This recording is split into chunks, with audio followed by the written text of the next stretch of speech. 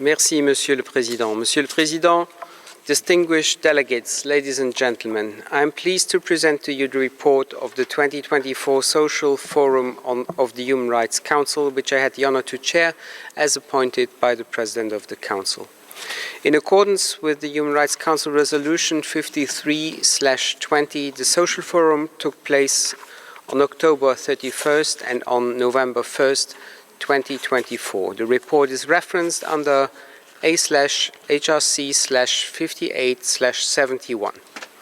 As decided by the Council, the Forum focused on the contribution of financing for development to the advancement of all human rights for all.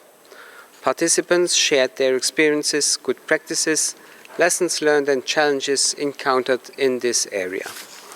The Social Forum included over 600 registered participants and featured insightful contributions from around 50 speakers from governments, international organizations, civil society, academia and the private sector.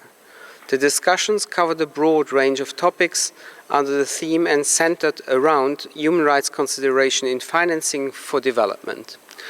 The forum also featured several side events. Mr. President, I take this opportunity to highlight some of the conclusions drawn from the discussions.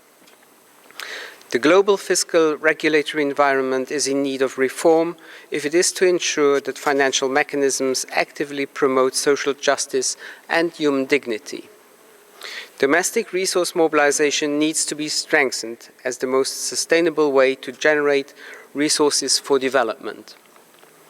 Efficient and fair taxation serve as the foundation of domestic resource mobilization. However, profit shifting by multinational corporations poses significant challenges for states in strengthening domestic revenue mobilization, especially in the absence of a global regulatory framework.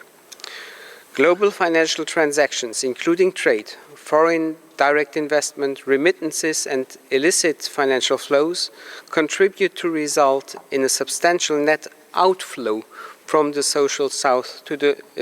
global south to the global north. This hinders the global south from achieving progress in human rights, democracy and justice, and the achievement of the Sustainable Development Goals.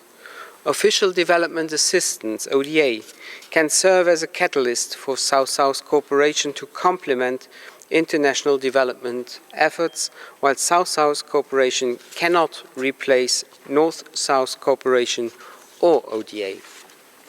The current international financial system remains inadequate and inefficient in addressing debt crisis in developing countries.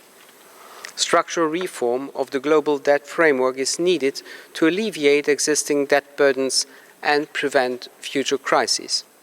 To date, debt analysis has largely overlooked human rights. Trade should serve as a means of generating sustainable development for all. Businesses require an enabling environment provided by states to advance sustainable financing for development. This necessitates legal certainty, strong institutions and clear regulatory frameworks with tangible impact at their core. Mr. President, several forward-looking recommendations emerged from the 2024 Social Forum. Allow me to share some of them. Governments should prioritize the establishment of tax policies which ensure that all citizens contribute their fair share while protecting the most vulnerable. States should combat illicit financial flows due to their negative impact on human rights, as in some countries such flows can be as high as twice the amount of domestic spending on education and on health. States should recognize the integral role of the civil society in driving and delivering development outcomes and in protecting human rights. States should review the rules of the international trade regime to ensure full participation of disadvantaged countries. Corporate actors should refrain from cost minimization strategies that can lead to violations to the right of a living wage. The formalization of informal workers must be accelerated with their human rights protected and social security progressively extended to them. States should leverage digital transformation and bridge digital divides to reverse inequalities hindering development. And that analysis should adopt a new human rights-based approach, taking meaningfully into account global justice to promote a reform of the international debt architecture that places sustainability at its core.